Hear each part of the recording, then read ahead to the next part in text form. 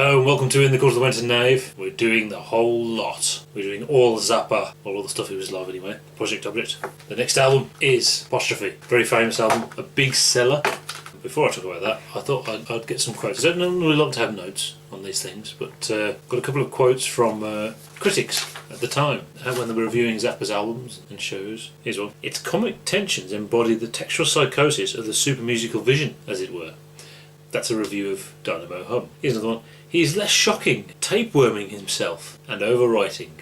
Great. So that's the state of rock journalism at the time. Idiots, basically. And I think that Zappa was getting worse and worse reviews. And as far as the critics were concerned, he with each new album he reached a new nadir. And I think really what happened was, at the start of his career, he complimented their pretensions. They thought they were on for the ride with all this radicalness, this rebellious music, and talk so much about. But the problem is that the humour, what the humour does, it makes it very difficult to be pretentious and take it all very serious. I'm very clever, when the song's about a dental floss farm. And of course, to make matters worse, the stuff they're playing is far more complex than the earlier stuff, far more difficult to play. And they're having fun doing it, which is, how dare they, So obviously, by this point, the critics were at odds with Apostrophe. Interestingly, Charles Shaw Murray was always a big fan, although he wasn't particularly a fan of this era.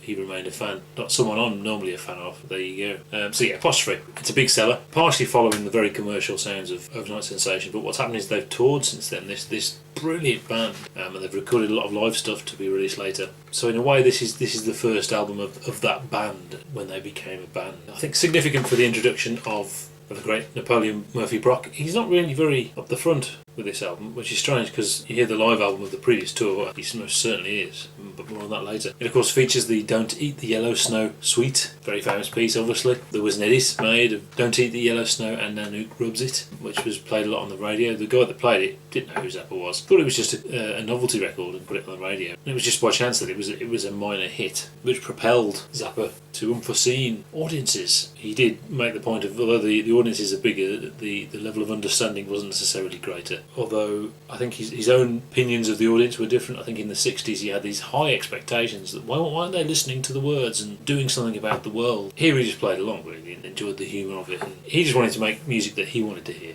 That's cool. I think significantly the success of this album had nothing to do with the record company. Okay, we start the album with Don't Eat the Yellow Snow. Important advice. I think those first two tracks are one piece. It's very difficult to listen to just Don't Eat the Yellow Snow without Nanook Rubs It. The story of Nanook, an Eskimo, who starts a fight with someone because they're whacking their favourite baby seal. So he rubs yellow snow in their eyes. Nanook Rubs It. Great stuff. It's so enjoyable. It's not in your face funny like the silly stuff on Overnight. It's much more fun than that. I think it's great. Then we have St. Alphonso's Pancake Breakfast, and this is where we really see how this is a very different album to previous. This got more and more complex as time went on over the tour, so it's worth getting the companion piece to Roxy, which is the Helsinki tapes. You can't do that on stage anymore, Volume 2, to hear a faster, more intense, more complex version of that. Fantastic bit from Ruth Underwood. Then we have Father Oblivion, not to be confused with the suite of music played on a previous tour. The other interesting thing about Father Oblivion is the introductory little riff was apparently, possibly subconsciously, nicked. Maybe not nicked. Maybe it's a tribute, I don't know. But it's actually almost exactly the same as a riff by Weird Al Yankovic called Dare to Be Stupid. I think it's quite an early song. I think it was probably his sort of first claim to fame on the Transformers the movie soundtrack from 1985. Very good. And the end of the Yellow Snow Suite actually ends with a track called Rolo, which is not on the album, strangely. It just fades by Father Oblivion, which is interesting. I'm not entirely sure why that was. I would have left it on rather than some of the other things on the album. I actually heard Rolo when I went to see Zappa play Zappa. And I thought, wow, what a fantastic piece of music. When I heard it introduce it, did he say Rolo? What's Rolo? And I didn't know what it was. It was so familiar, but I just didn't know what it was. And what it is, it's on You Can't Do That on Stage Anymore Volume 1. Full live version of the full piece. But it's not on the album. So Rolo is worth listening to. It was also played later on at a very important concert in 1975, which we'll talk about later. We go over to what I assume is the second side. Cosmik Debris. Great song, catchy riff. I think a real entry piece actually, if you want to get people into Zappa, that's a good place to start because it's not too wild, it's not too complex, and it's not too dumbed down Zappa. So it's actually a great song. You've got Excentrifugal Force starts really nicely. Actually, there's some nice guitar sounds on there, some very intense drumming. But once the vocals come in, it's a bit meh. It's more about the sound of the guitar and the drums. It's only 1.5 minutes though, so that's okay.